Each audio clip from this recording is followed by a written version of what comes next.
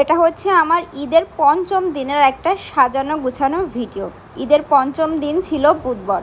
বুধবারের দিনটা আমাদের কালীগঞ্জ বাজার বন্ধ থাকে, তবে ঈদের পরের কারণে বুধবারের দিনটা টুকটাক বাজারের দোকানপাট খোলা ছিল। তবে আমি কোনো রকম দোকান খুলিনি, কারণ ওই দিন আপনাদের ভাইয়া ডিউটি করে বাসায় এসেছিল, যার কারণে আমি ভেবেছিলাম দোকানটা খুলবো না। তাছাড়াও আমি জানতাম না যে বুধবারের দিন বাজার খোলা আছে, ততটা আগ্রহ নিয়ে খেয়াল করিনি, তো যার কারণে আর কি জানতাম না। তো সারাদিন আমি আমার সংসারের টুকটাক কাজ গুছিয়ে আপনার ভাইয়ের জন্য ওয়েট করছিলাম।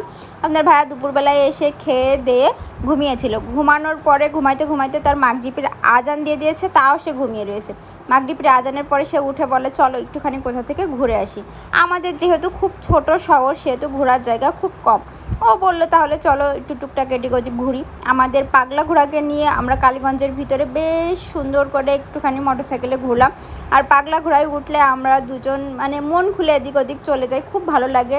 তো আমরাও সেদিন গান্না রোড ধরে বেশ খানিকটা দূরে পাগলা ঘোড়াকে নিয়ে গিয়েছিলাম। তারপরে যে ওখান থেকে ঘুরে এসে বলছিল চলো কোনো রেস্টুরেন্টে বসি। তা আমি আবার বললাম সব সময় তো রেস্টুরেন্টেই বসা হয়, চলো আজকে যাই একটুখানি খোলা আকাশের নিচে বসে চা খাই। তার জন্য বেস্ট জায়গা হচ্ছে কালীগঞ্জ স্টেশন। তো স্টেশনে আমরা চলে আসলাম, এসে ওখানে খুব সুন্দর করে চা খেলাম। তারপরে যে এই চিপসটা আমি নিয়েছিলাম, বর্তমানে আমি চিপস খুব পছন্দ করি। এরপরে দেখি ট্রেন ঢুকেছে। তো ট্রেন ঢোকার পরে আপনাদের ভাইয়া বলছে দেখবা আমি হাত দিয়ে আজ ট্রেন দাঁড়ান করাবো। তো আমি বললাম হ্যাঁ অবশ্যই দেখাও। তো এরপরে অনেকক্ষণ মজা করা হলো। ট্রেন আসলো, ট্রেন থেকে অনেক মানুষ নামলো, আবার অনেক মানুষ উঠলো। সব মিলিয়ে খুব সুন্দর একটা সন্ধ্যা কাটালাম দুজন মিলে।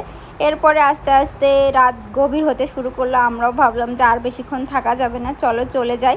এরপরে দুজন গুছিয়ে গেছে, ওখান থেকে বেরিয়ে চলে আসলাম। 10টার সময় আমরা বাসায় এসেছিলাম। সত্যি বলতে আমরা দুজন দুজনকে মাঝে মাঝে এইভাবে সময় দিই। অনেকেই বলে না যে আমাদের বিয়ের সময় ভালোবাসার সম্পর্ক প্রচুর ভালো ছিল, কিন্তু আস্তে আস্তে সেটা সময়ের সাথে ফেড হয়ে গেছে। আসলে এমন কিছুই হয় না, মাঝে মাঝে দুজন দুজনকে একটু সময় দিলে, একটু বুঝলে, একটু ইয়ার্কি আড্ডা মারলে সব কিছু দেখবেন ঠিকঠাকই থাকবে।